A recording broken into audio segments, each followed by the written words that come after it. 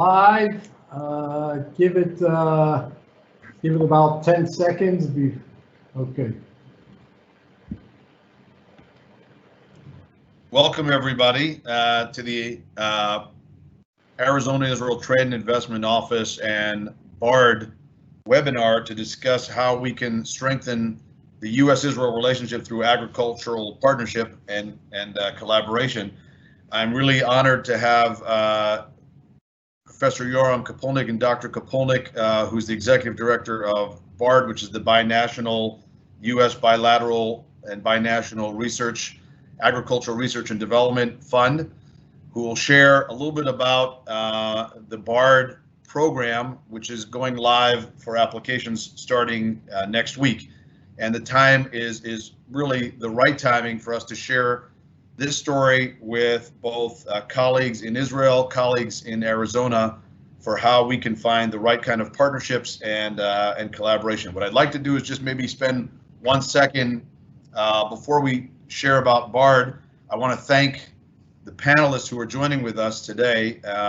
Professor Sharon Migdal from University of Arizona, Dan Blumberg from Ben-Gurion University in the Negev, Paul Brierly from the Yuma Center for Excellence on Desert Research, and of course, Mayor Doug Nichols, who is the mayor of Yuma, Arizona, which produces most of America's lettuce during the winter months. So we have a really fantastic panel on how to advance this. And what I want to do is maybe spend 2 seconds or so talking a little bit about this new office that was set up just in the last few months. And so I'll share a quick view on when we set that up. The Governor Doug Ducey formally launched the Arizona Israel Trade and Investment Office in November of 2019. And the goal was really to create a platform for businesses in both countries to increase trade and also foreign direct investment opportunities.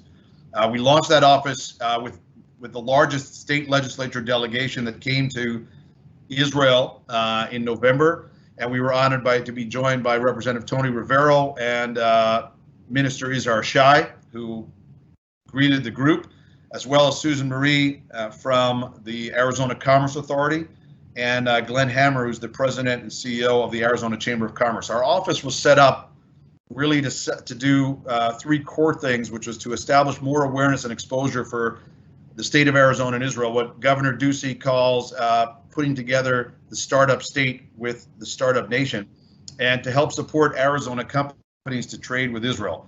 The other area is not just helping Arizona find ways to connect and conduct trade with Israel, but also how Israeli companies can engage with the state and establish their operations as they're looking for a beachhead and establishing a U.S. presence. We think that Arizona has a very good story to share, not only as a startup state, but as a lot of similarities. And one of those areas we're going to be touching on today, which is not just the climate, but also the areas of agriculture and water tech. Some of the key areas where we see a lot of diversity, both in the innovation areas that are happening in Arizona, but also where there's a lot of room for collaboration are, as we said, water, energy, and agriculture, mobility, life sciences, aerospace and defense, IoT with Intel Center, both in Israel and Arizona, cybersecurity and fintech. And just as a little bit of a background in terms of the trade, to date, in 2019, there were over $747 million of trade between Arizona and Israel, which is Israel represents the 14th largest trading partner for the state of Arizona. And just a little bit about the breakdown of how that comes in. These are in areas to Israel is about in aerospace and chemicals and semiconductors. Over 300 million is coming in that area sectors, and from Israel are areas from machinery, computers, electronic parts, and semiconductors. I would be remiss to not mention the TSMC announcement from a Taiwanese company that just announced to invest a $12 billion manufacturing plant in the state of Arizona. And for Israeli companies, whether they be in agriculture or whether they be in any of the other sectors that we mentioned, the state of Arizona has just launched the Arizona Innovation Challenge, which is essentially both an accelerator and a business plan competition for startup companies usually at the Series A or the seed round, who would like to get access and benefit from learning how the state functions, getting resources to meet the different partners and business development opportunities, and more importantly, to get an accelerator to understand how best to set up their operations. And so we encourage, that's on our social media site, we encourage companies to apply, and of course my office is open. Just a snapshot, if you can see this, are the Israeli companies who have established presences in Arizona. We're particularly excited that the Aeronautics announced last month that they're building a manufacturing plant in the state and are moving their U.S. subsidiary to the state of Arizona. And there are many other companies right now, some of whom I know are on this webinar, who we've been in discussions with and are already doing pilots, and we look forward to essentially being here. Our office is here to help and find the right partnerships and establish your presence in the state. And frankly, we've only just begun. So this is something that's a new office, and there is our office is open, as I say, 24/6, and we encourage people to call. What I'd like to do is turn over the microphone to Dr. Yoram Kopolnik, who's been the executive director of the BARD Fund, and he can share a little bit about what's happening with their announcement, when they're going to go live, and share some resources for how best to apply for those who are on the phone. Dr. Kopolnik. Thank you very much. First of all, yeah, you can see my presentation? Yes. Okay. I see you. Okay, so good morning to you in Arizona, and good evening to us here in Israel. Thank you very much, David, for the introduction. Thank you for the panelists and dear Mayor. It's a pleasure to represent BARD, and BARD, as David mentioned, is binational. It stands for Binational Agriculture Research and Development Fund. Not sure. I'm not sharing? No. Sorry. Sorry.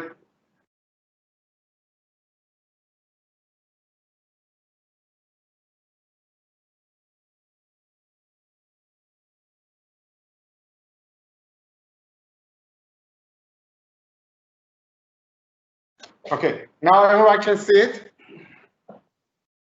First slide with the title BARD. I mean, Yes. Yeah, I'm there. Okay, so sorry for the technical issue here. As David mentioned, BARD stands for Binational Agriculture Research and Development Fund. This is a partnership which was initiated a little bit more than 40 years ago between the US and the Israeli government. It was established to support mission-oriented strategic and applied research conducted jointly by American and Israeli scientists in all areas of agriculture. That fund is supporting basically research which tackles key agriculture or challenges that concern both countries. And I have to stress it, we are actually considering issues which are relevant to both countries. Now, the main mission of BARD is, we're receiving research proposals that are deals with agricultural issue or a problem and yield tangible results that could be implemented within a reasonable time frame after completion of the project. So it's not basic research fund, it's a very applied one, and it's being directed mainly to agriculture, as you can see. Apart on our portfolio, we have other opportunities. I just mentioned the research grants, but we are having here two programs for fellowships. One of them is for a postdoc fellowship. The other one is a graduate student, which means Israeli students can go to the state and vice versa. Students from the US can come to Israel. And the next program on our portfolio is a workshop.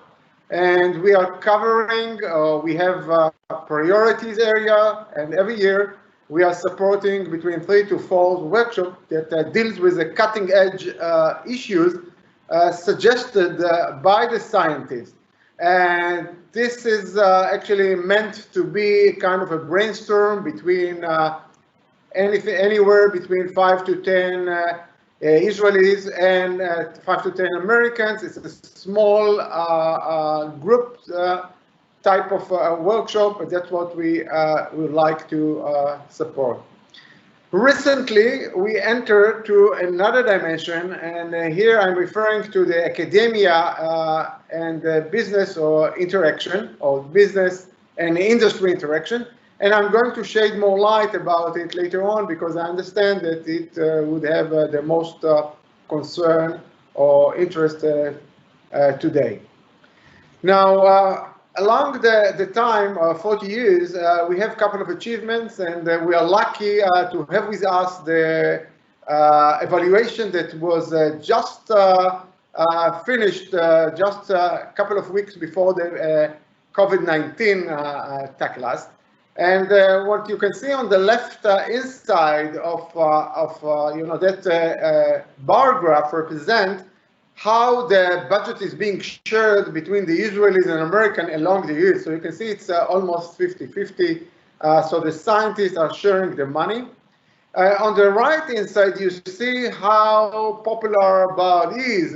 Almost in any state across the nation, you will be able to find some projects that have been funded by BARD, as you can see here.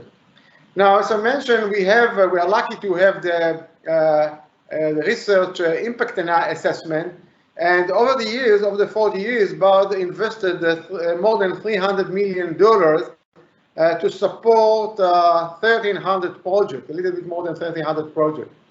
So it's a lot of projects, maybe not much money, but it's a big investment. Now, out of it, we were able to identify that 65% of the project generated practical implications, 35% generated significant environmental results and issues, and 6% of them generated direct social impact. Now, the most important probably, and is the economic assessment. Now, we were not able to assess all the 1,300 projects, so we took only, the committee concentrated on the top 20 projects. So the top 20 projects, the estimated benefit to the U.S. economy is $4.2 billion. And for the Israel economy, the contribution is $2 billion. Of course, there is kind of an overflow. A lot of the technologies, a lot of the companies are working on ground in other countries. So we have also a contribution which is to other countries. So the benefit is the last line, the BCR, the benefit cost ratio for the US is 1 to 8, and for the Israel is 1 to 4. And this is something that BARD is very proud of. Now, I will go directly to our priorities here. BARD priority, and we have a lot in common to share between Israel in general and Arizona.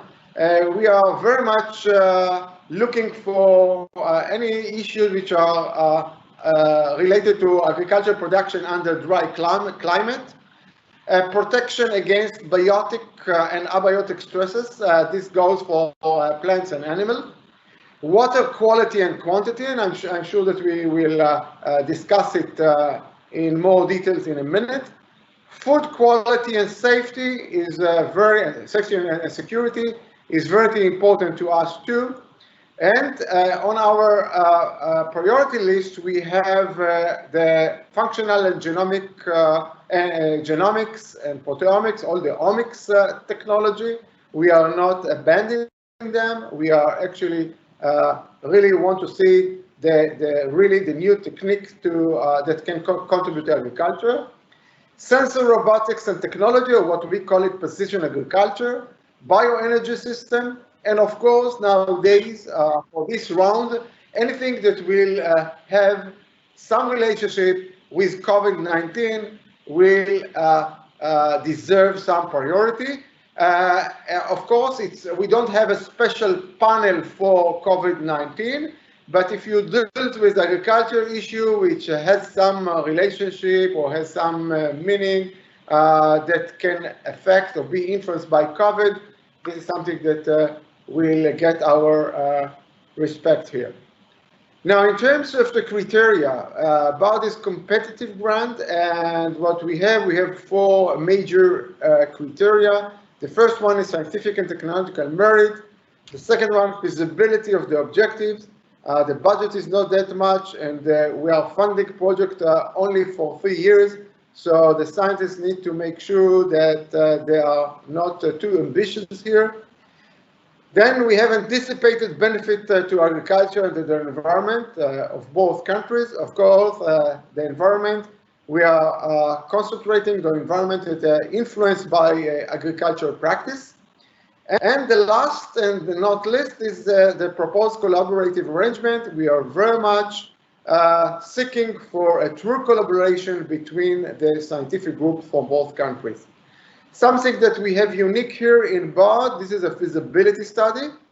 So if you still don't have enough preliminary data to convince the panel, but you have really crazy or innovative idea that really you want to go forward with that, we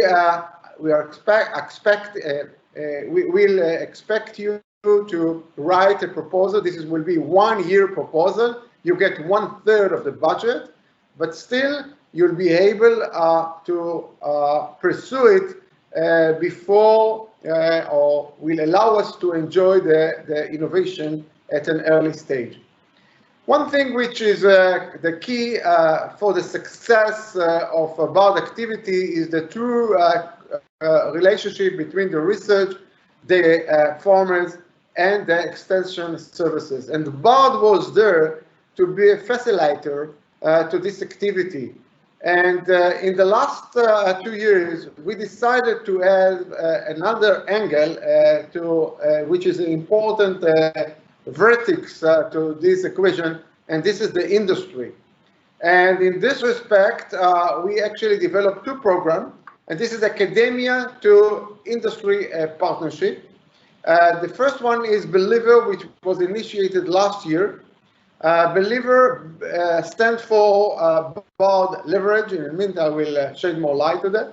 And the next program, and I hope that it will start, it will initiate in the next coming month, coming soon, will be in the area of food and nutrition.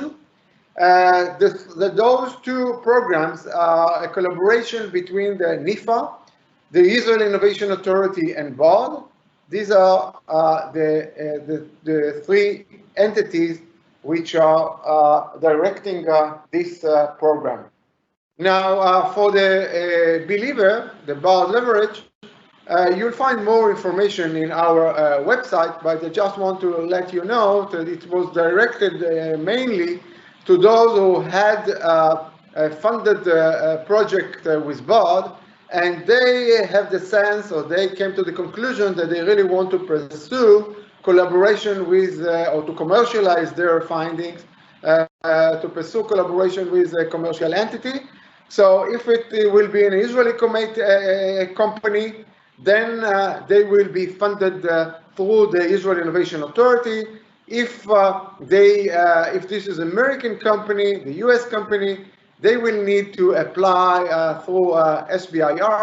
Of course, it will be directed through NIFA office, and that goes for the Believer.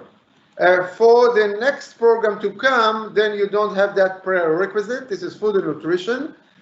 It will concentrate on improving food and nutrition, increasing the variety and availability of food, and supporting healthy consumption, and even trying to convince people to consume better and healthier food.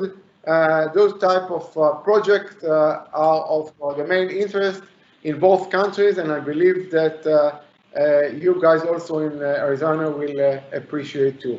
So this is the food and nutrition program. Sorry that I cannot give you a starting date. We were hoping that we will have the financial budget for the Israel government here. Unfortunately, we are still struggling, and we hope that things will resolve soon.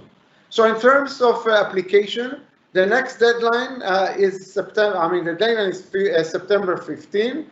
We are opening our computer to. We are receiving proposals next week, from next week, and you'll be able to see more of our funding opportunities in our website, and you are welcome to pick in and to learn more. The only thing that I really want to add on before the panel will discuss other things, from our records, it looks like that over the years, scientists from Arizona were able to obtain supported to obtain grants in almost every category. These are the categories between soil and water, crop production, crop health, animal production. So at least in each one of them, there is one award that was awarded, okay, one project at least. And on the top, of course, you'll see this is the panel or the category of soil and water. 12 projects have been funded along the years.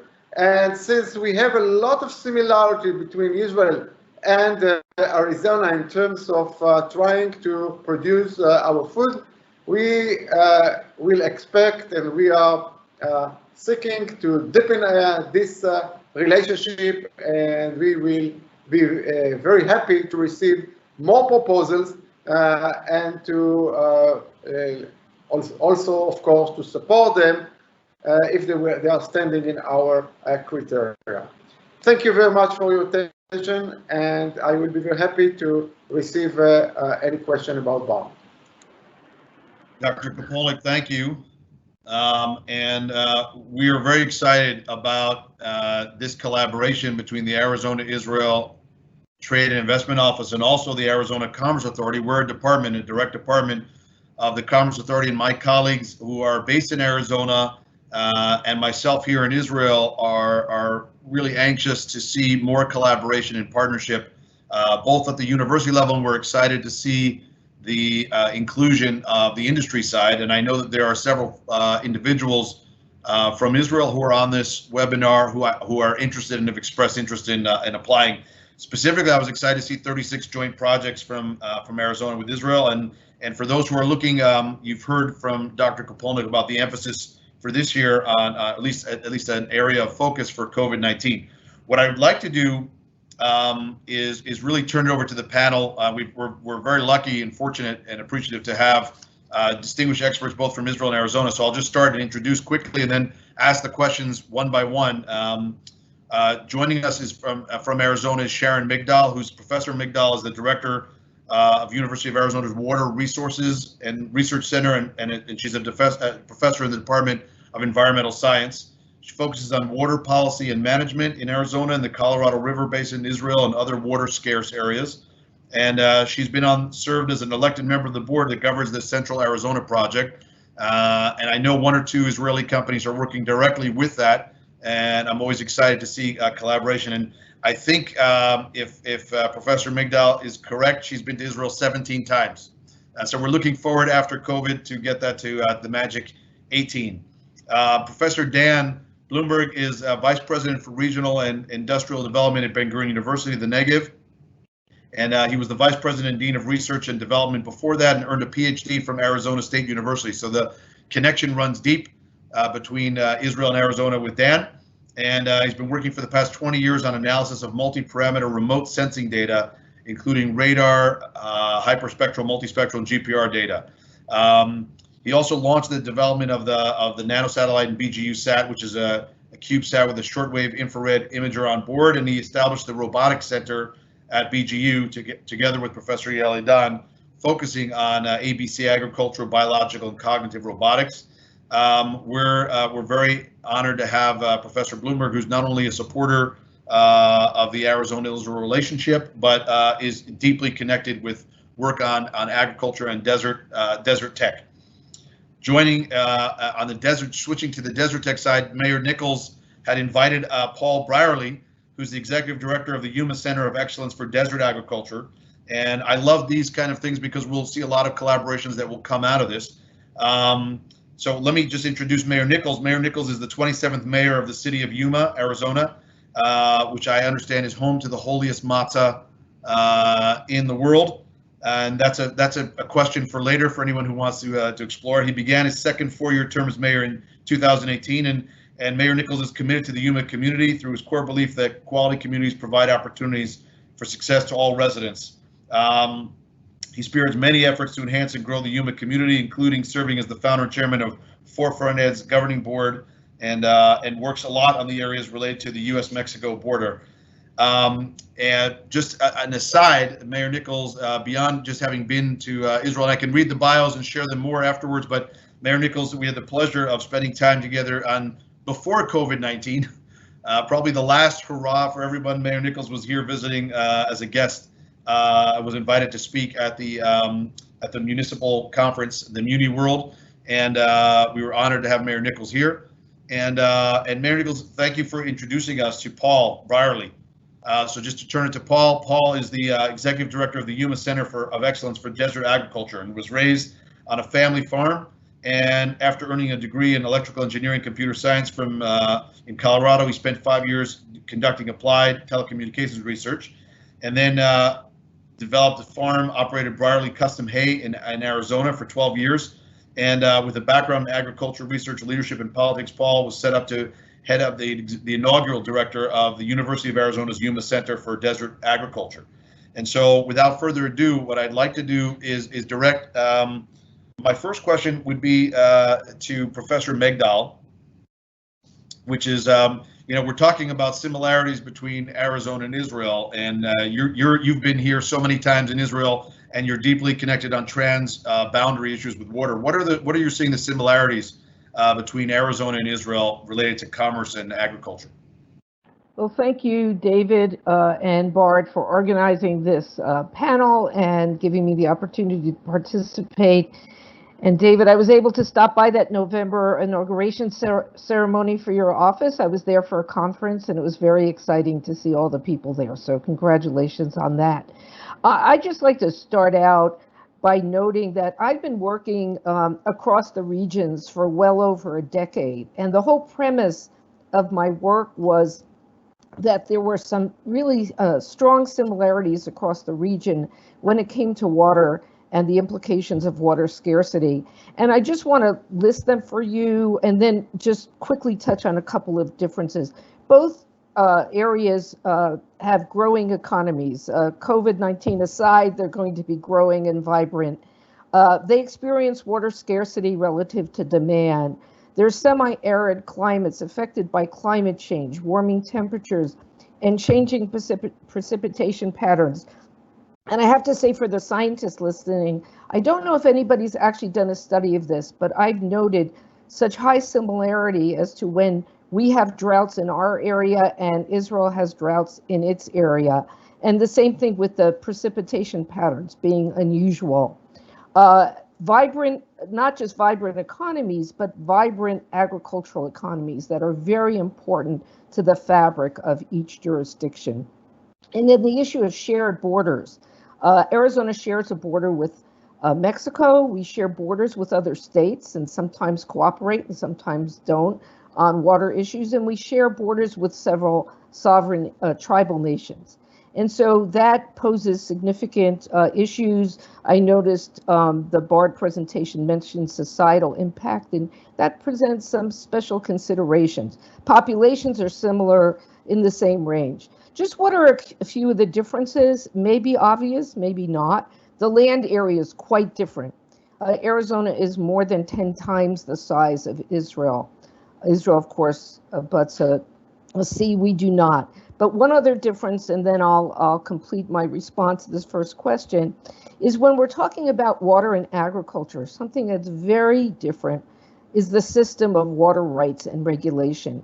And so I think it's very important to understand the lay of the land, both literally and figuratively when working across these regions, and understanding some of the institutional differences that lead to differences in what you see on the ground. So I'll leave it there, David. Thanks very much. Thanks, Sharon. Thanks, Professor Migdal. Mayor Nichols, you were just in Israel, and you got to see from the north to the south, and you're based in Yuma. Can you share a little bit about what you've seen in terms of similarities between the two regions? Well, definitely. Thank you very much, David, for having me on. And really, not being, I'm a civil engineer, but not being an expert like the doctor is. What was interesting to me was to see the aridness in different parts of Israel, as well as some of the more lush areas, and that's very similar to Arizona. Yuma at 2.5 inches or like 6.5 centimeters of rain a year is definitely about as arid as you could get. And so how we utilize some of the irrigation practices here, I didn't quite see the same in Israel, but I know that water focus was a major part of the innovation discussions that we had while we were there in Israel. So I think the understanding of the relationship between the land and the water was definitely very similar in both countries. So it was quite an experience from that perspective. Professor Bloomberg, you are you're based in the Negev Desert, and you spent years in at ASU, and I'm curious what's your take on, and especially with a focus on sensitive data and also desert tech now. What is your feeling in terms of the opportunities for the two to share knowledge and access between the two states? Dan, you're on mute. Let me get you off. I'll get myself off. There we go. Sorry about that. Welcome, everyone. I think that a lot has been said by the two previous speakers about the similarities between the climate and the landscape. And indeed, there are a lot of similarities. There are some major differences also. At least the northern part of Arizona has a lot of summer rainfall, which in Israel we don't have whatsoever. We have access to the Mediterranean, which Arizona does not have, and that actually leads to one major difference. In Israel, a large portion of our potable water, over 60%, is actually desalinated water by now, and that's a huge difference and a big achievement in Israel. The second country in the world to lead in desalination is actually Spain, but it's much, much less than Israel. It's in 20%, I think around 25%. So there's a huge difference there. But I think that both of our states, Israel is a country, a nation, but both of us are really starving for water in a sense in order to provide sufficient water for homes and for agriculture. Israel uses a lot of reclaimed water for agriculture. I know that Arizona is also reclaiming quite a bit of water. I think that there can be a lot of collaboration in technologies to reclaim water, to purify water, to reuse water over there. That's one area that we can collaborate on. But I think that beyond that, both of us are very active in the technology sector. ASU is the largest engineering school in Northern America. BGU, where I'm at, is actually slightly larger now than the Technion, and the city of Beersheba produces over 50% of the engineers in Israel annually. And AgTech is a major issue when you're talking about water scarcity, when you're talking about food security, when you're talking about reduction in manpower in agriculture. Engineering has to come in the areas of robotics and reducing the need for manpower and replacing the natural water with other sources of water like reclaimed water and desalinated water. So I think that there's a huge area that we can collaborate there and actually export our knowledge after that and produce and create a viable economy around the areas of ag tech, water tech, and energy tech, which I didn't speak about the last one. So I'll stop over there and allow you to go on. Well, thanks. Paul, it's an interesting segue. I don't know if you and Professor Bloomberg have met yet, and I look forward to facilitating connection. You're really focused on desert agriculture and agriculture in Arizona, which is not what people would normally think, but it's actually it's been around since before the state, and agriculture is one of the larger sectors of the economy. It produces about $12.4 billion to the state's economy. And so I'm curious, what are you seeing in terms of opportunities especially for Israeli companies who are looking at Arizona and the desert tech world? Where are you seeing similarities and opportunities for those companies? Well, actually, thank you. Appreciate being on. I appreciate Mayor Nichols inviting me. I do have a few slides I might show just to let our Israeli friends know what Arizona agriculture is, and Yuma also. I've worked with Sharon for a lot of years and even taken trips with her, but have not had the fortune to for one of those trips to be to Israel, but I hope to in the future. I was struck by, when I looked at the BARD priorities, how similar they were to the priorities of my center. Just the highlighted ones were efficiency of ag production, efficient use of resources, worrying about emerging diseases with climate change, producing in marginal conditions with drought and salinity, high temperatures, food quality, food safety is a huge issue. You've probably, I assume it even made the news in Israel when we had E. coli outbreaks and things like that. And that's a hard thing to take when when your economy and your industry is so dependent on the leafy greens that we produce. So food safety is a huge place that we're looking for technology to help with real-time detection and these kinds of things, so we can not have those kinds of problems that we work so hard to avoid. And then of course water is just that goes without saying, is efficient use of water, the quality of water, and that even ties into the food safety too, so that we make sure we're not bringing in pathogens with the water.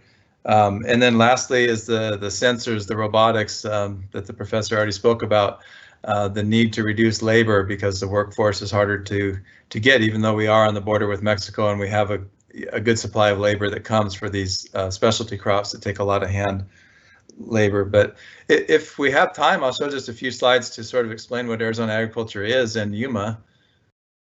Would that be all right? Yeah, if you can hit the share button, then you'll share your screen on the right side. Okay. I just got to figure out which one to share. There it is.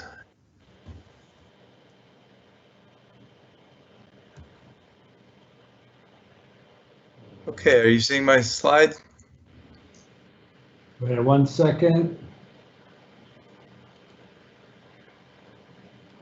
Yeah, we can see. Okay, so just real quickly, Arizona, we're very diverse. As you mentioned, the northern part has rain, and the southwest is very deserty. So we have about half crops, half livestock. The number 12 billion was mentioned earlier. That might be direct sales. We have about a $23 billion economic impact on the state. A lot of jobs, a lot of different crops. Agriculture is a major part of Arizona, and really it covers all the I mean, not all, but a lot of crops and a lot of animal agriculture. Yuma in particular is where the largest part of production is. It's kind of a unique area of the state. It is a desert, arid climate, but we also have the Colorado River and good water rights to that. That was mentioned earlier. One of the things that we need to work on is just those water rights and frankly the public relations that let people understand why it's so important for water to be used for agriculture. In Yuma, we grow year-round. We grow produce, fresh leafy greens in the winter and kind of the fall, winter, and spring, and then we rotate into other crops. We've got 230,000 acres of fertile soil that washed out of the Grand Canyon, so it's not all pure sand.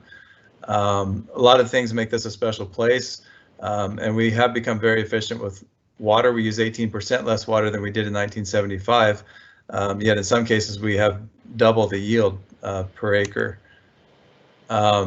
Yeah, our big focus is the leafy greens, so the lettuce you mentioned, but broccoli, kale, spinach, all sorts of crops.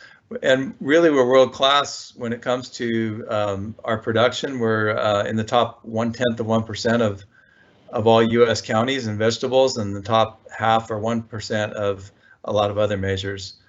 In the summer, we rotate into wheat, melons, cotton, hay. Something Israel is familiar with is the dates. We produce a lot of medjool dates here, also citrus and seed crops. And Yuma County itself produces about a $3.2 billion economic impact. I like this quote from one of the economists at the University of Arizona. It says, Yuma is to agriculture what Napa is to wine and Silicon Valley is to computer technology. So that gives you a, I'll unshare. I'm not sure how to unshare. Let's see.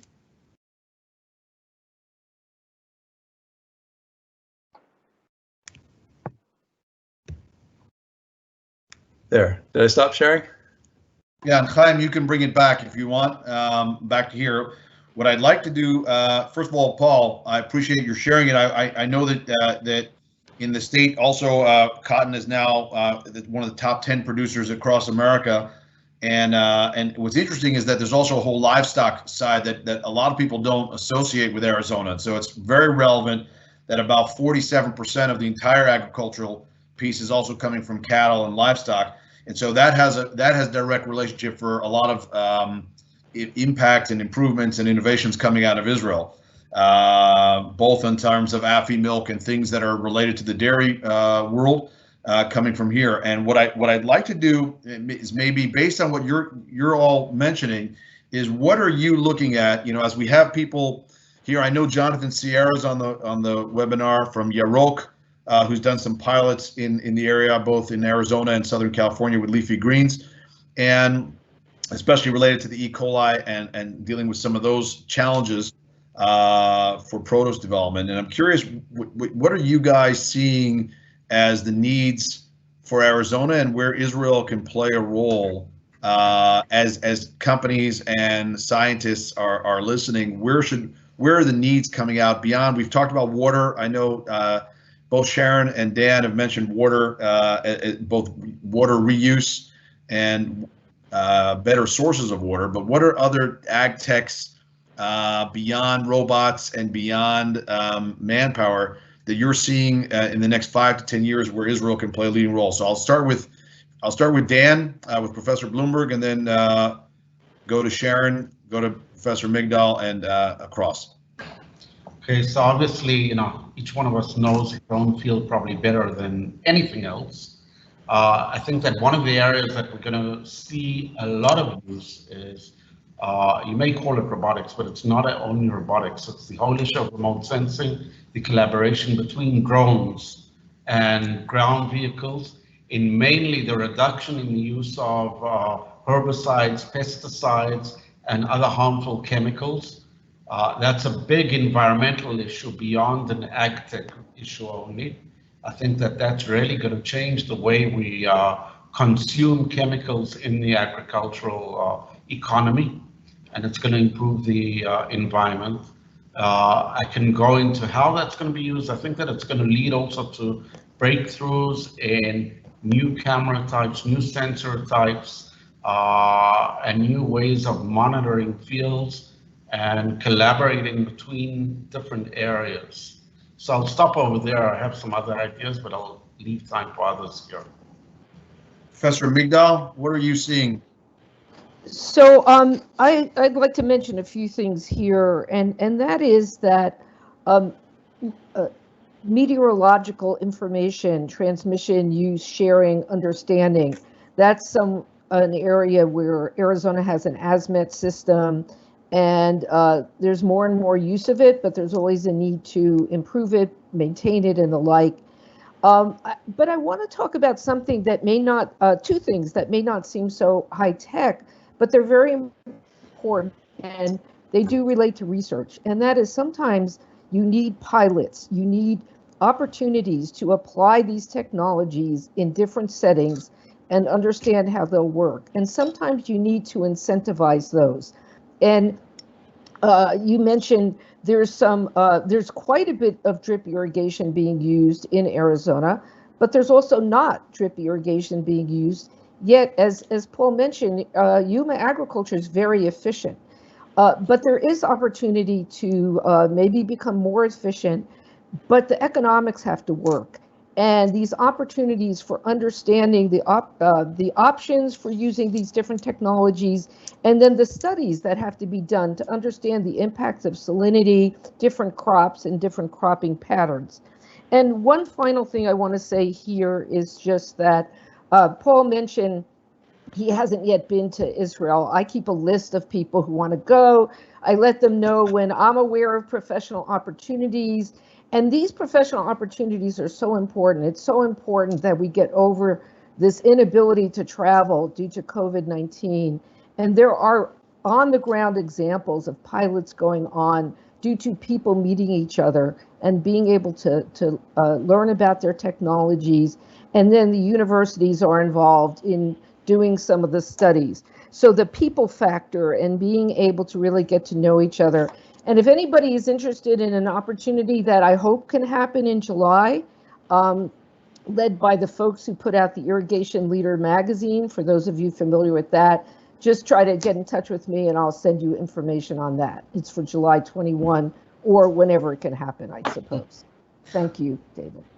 By July, I hope we're going to be able to be flying. Let's put it that way. Paul, well, you now have a direct invitation and offer, but are you seeing on the desert side, where do you, as a specialty, where do you see ways that Israel and Arizona could collaborate and new techs that are happening to make the desert more productive?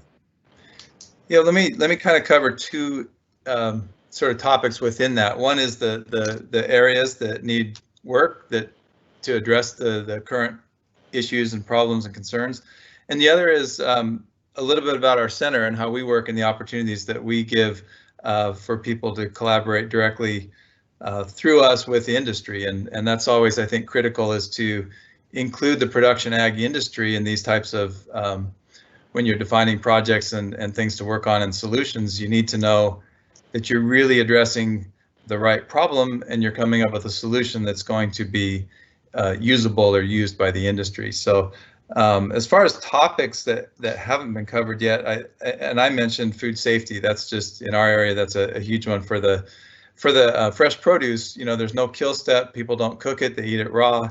So it's real critical that we are able to keep out any pathogens, but also to detect them before the food enters the food supply, the food chain. Soil health hasn't been mentioned, but there's more and more interest in soil health, especially in the desert. The desert soils and arid lands, it's very hard to keep soil organic matter at a good level, and it's I think acknowledged more and more that that's an important contributor to fighting disease, to water efficiency, to different things. So we're starting to focus a lot more on soil health. How do you build up long-term soil organic matter? How do you quantify soil health, and how do you improve it? And like I say, it's especially important in arid lands, and we both share that kind of environment. One thing that goes along with the remote sensing and everything that we've talked about is the data analytics and the decision tools, because we can collect all the data we want, but if you don't get it in the hands of a farmer to do something different than they were going to do before, then you're not going to make a difference on the environment or on productivity or on water efficiency. So that's a big one for us, which actually goes all the way down to broadband access. If you don't have access to the internet out in the fields, how can you apply this new technology and get it up to the cloud where it can be processed and get back to the farmers? So those are a few areas I see for collaboration that we share. And I just wanted to mention our center. You've mentioned the name. We are a University of Arizona entity, but we're a public-private partnership. So we're funded by the agriculture industry, and that really gives me one foot in industry and one foot in the university. And one way that we try to facilitate, somewhat similar to BARD, and I think we could stack our programs together. We have a small grants program that every quarter, it's a real simple application, and we're just trying to help people do a proof of concept or a small research project to gather some data to maybe get a bigger research grant. So it's a real simple process. If people go to our website, which is desertagsolutions.org, they can find that small grants program, and we give up to $10,000 a quarter, and it's something that the industry votes on. We kind of vet it scientifically, and the industry, our stakeholders, vote on whether they think that's significant to the industry and should be pursued. So I'd be happy to talk with anybody that wants to know more about opportunities and see if we can't collaborate and get some projects going. Well, first of all, I would be happy to share your presentation as well as the BARD. I'll get it from Dr. Kapolnik, and we can share both Paul and Yoram's presentations if anyone wants it. I know you mentioned data and getting data, and I know Daniel Rockenberger's on the webinar, who's the CEO and founder of NSLCom, who's worked closely, I know, with Professor Bloomberg, and is looking at how to apply nano satellites to deal with agricultural issues and how to get information from the farms, especially in remote areas, and how to get that information back to them to help them be more efficient. And Mayor Nichols, as an engineer, you're looking all the time, both as a mayor and overseeing this region, but also you're also on the border with Mexico. And I'd wonder if you could talk a little bit about, Arizona and Mexico are large trading partners. The Arizona Commerce Authority, who my office is a part of, has 3 trade offices across Mexico. And this is really an opportunity as well to create a stronger relationship, almost a trilateral one between Israel, Arizona, and Mexico to help drive the agricultural industry. What are you seeing on that front? Well, thanks. Yeah, that is actually a robust area. So what we've done statewide is, I think it's about over 50 years we've had this Arizona-Mexico Commission where we do a lot of trade back and forth, and Mexico is Arizona's largest trading partner when it comes to international trade, and that's both ways. It's not just an import, but it's also an export level. Locally, what we've really focused on is the Yuma Valley isn't contained just within the Yuma area. Obviously, it runs down the Colorado into Mexico, and so the growing capability of our neighbors across the border in Mexico, which we're literally miles from, is the same as here. But really, more importantly, what we share is the people, the community, and the economy. So we have created locally the Forefront ED. You mentioned that in my bio. It's a binational 4-state, being Arizona, California, Sonora, and Baja California, economic region that's 1.6 million people. And the idea is that we engage all the time, every day, on all those levels, economically, socially, even politically at a level. So working together, a lot of the industry crosses the border. American companies grow and work in Mexico. We have about 20,000 workers that come through Mexico during the winter for the harvest. And that provides a unique challenge for us as a city of 100,000 people, is now we have 20,000 people during the winter months that are need to have housing and need to have resources and a quality of life. And so one of the things we're struggling with locally, which I guess I'd throw out as maybe less hard science and more social science, is how do you integrate 20,000 people for part of the year without creating little neighborhoods that essentially go dark for half the year? And then how do you keep the quality of life of those residents in that area for why they are here, keep that up? But also that relates into health, COVID-19 and the spread of viruses. How do we engage them into the community and create it as a overall community and not like a segregated type environment? So socially, as mayor, those are the things that we deal with. We have 45,000 people that are here for the harvest, but about 20,000 come and they live here in our community for a couple months during the harvest time. Well, so this is a really good opportunity to share with those who are with us to ask if their last chance to ask questions and send a chat. You can send it via chat, and Chaim will share with me or share it directly with the panelists. But what I want to do is wrap up our time, just because I want to be sensitive. I know everyone today has Zoom fatigue, I think it's been dubbed, or webinar fatigue. And what I will do is we're going to share, I think Dr. Kapolnik, myself, will share this presentation and this webinar. We'll make it live for those who are not just getting the time difference, for those who want to get it. More importantly, I want to emphasize before we just wrap up with final comments that all the information that was shared today and the information about BARD, our office and the Arizona Commerce Authority, we are very interested in seeing collaboration between Arizona and Israel, and BARD is one way to do it. It's once a year this program is out there for applications, and we strongly encourage both academics as well as industry professionals to find ways to create and collaborate. And if you need help to find, my office is here to help you. So if you want to find a partner, we have academics on the phone, whether it's from BGU or other academic institutions in Israel, or U of A, which is a leading university in America, period, and especially in water. I think, Dr. Migdal, you were ranked #1 in America recently, as I saw, and #2 in the world for water resources, and ASU as well are both leading centers across America. And we'd like to facilitate those kind of partnerships. And so if you're looking for somebody, by all means, reach out to my office or to colleagues at the Arizona Commerce Authority, because we want to encourage these collaborations. And collaborations, as you heard Paul mention, it doesn't have to be just around the BARD. We hope everyone will take the time. It's opening up next week, and so we hope you'll find out. And if you need help just to even manage the process, we will connect you to some of the leaders at BARD to help within filling that process out.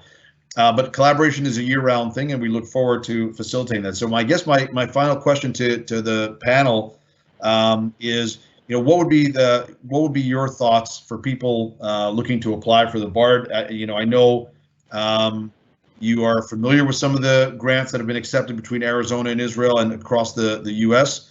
Are there things, what would you be suggesting for people to be looking at, or ideas that would be more specific now, based on what Dr. Kapolnik said? And so I'll start with Dan, if that's okay. Yep, that's fine. So I'm going to say something that I'll probably regret at some point. Unlike most professors, I like ending with one action item.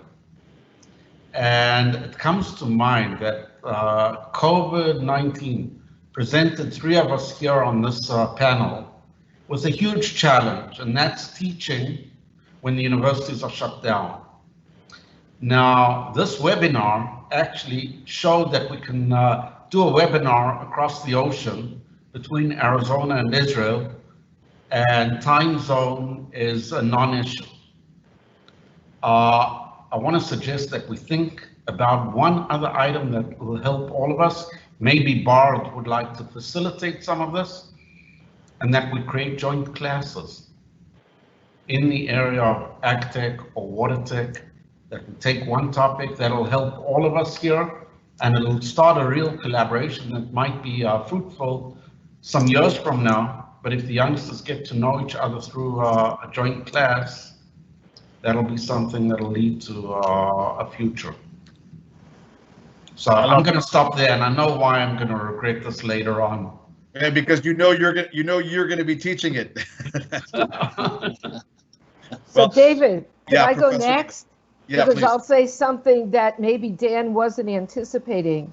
And my major message of advice on collaboration is really to figure out how to integrate your teams and not have the research be, we do something here and you do something there, and we kind of get together and do side by side, but we really do it as an integrated team from start to finish. And I think that's really important. I think more and more teams are working that way nowadays, but I don't think they always did work that way. But I want to build on Dan's comment and just mention, through the Jewish National Fund, the University of Arizona has formed a partnership with the Arava region of Israel on a food, energy, and water security institute. And it's just getting going. It will have research, it will have practical development implications in Africa, and some teaching. In addition, the University of Arizona is in discussions with the ARVA Institute about some joint classes. And so I've actually talked, Dan, with David Lair there about figuring out how to do my water policy and arid regions class as a class that I could do as a live Zoom across regions. But I'll tell you, my first problem is I currently offer it on Friday mornings, which means Friday night. That doesn't work. But it's something I'm looking to think about for 2022 spring. So I think it's a great idea, Dan, and let's talk about that some more. And we'll just switch it to Sundays. Ah, yes, that'll be perfect. Yes. Mayor Nichols. My advice is, if you're considering an application, call Paul, call Dr. Midgall, call and make those connections. Don't call me. I'm not gonna be able to help you too much, but call them and vet it through. The reason why I invited Paul was because this is what he does day to day. So he's interested in seeing success, not just in the Yuma region, but throughout Arizona. And I'm going to go on a limb, and I'd say Israel too. So reach out and use the resources here so make sure your application is as strong as it could be. And Mayor Nichols is being modest. I'll just say, Paul, before I turn to you for your last comment, Mayor Nichols is being modest because since he came to Israel, I forward lots of different opportunities his way. And beyond, I know that everyone's been kind of struggling dealing with the COVID, but Mayor Nichols is an incredibly responsive and attentive mayor, both to the needs not only of the citizens of Yuma, but also, frankly, the region as well, and has always been responsive to collaboration. And so we value you as a partner, and more importantly, I think that's also for. Before I end with my comments, I'd like to ask Paul, because I know the Mayor Nichols felt that you are really one of the leaders in the agriculture area in Yuma, and maybe you can share some of your thoughts of ideas for collaboration.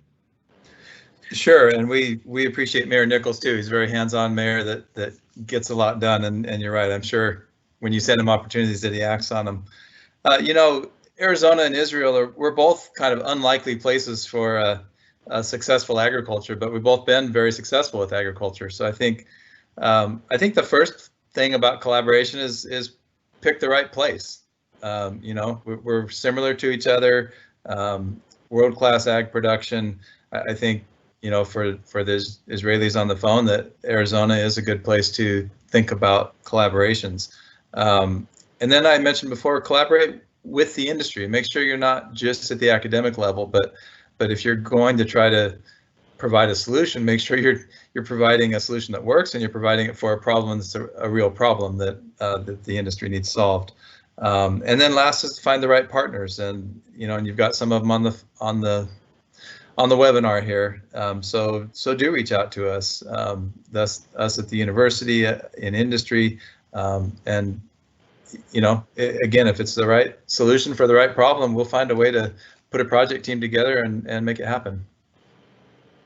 Well, Paul, Mayor Nichols, Professor Migdal, Professor Bloomberg, and Dr. Kopolnik, I want to thank you all. First of all, Dr. Kopolnik, for BARD for hosting this and for creating this kind of a platform that facilitates the connection between both the U.S. and Israel, and we see Arizona as a very critical player. As Paul mentioned, it's not what comes to mind that Israel and Arizona would be natural powerhouses for agriculture, but they're powerhouses for both agriculture and for innovation because of the climate and the challenges that they face. And finding and facing those challenges together is how we can create both a better agriculture and also a better world. And that's kind of the opportunity that we see with this collaboration between us. And so I thank the panelists, and I thank you for your time. And for those who've joined us, our office is here to answer questions and to help create more opportunities. And we will follow up closely with the great team of BARD. I want to thank Chaim Katz, who's facilitated all of this and made it happen, and getting everyone together. And thank the folks who joined us. And we will follow up and share both a link to this as well as opportunities. And if there is a class that comes out of this, then we know who, at least two of the people who will be teaching it. So thank you very much to the panel, and please be in touch with both on the Arizona side with the ACA, the Arizona Commerce Authority, and and also that azcommerce.com, and also to our office in Israel, and we're happy to answer questions. So thank you, everyone. Have a good night in Israel. Have a good morning in Arizona, and looking forward to great collaborations. Thank you, David. Thank you, David. Thank you all. Thank you. Bye. Bye-bye.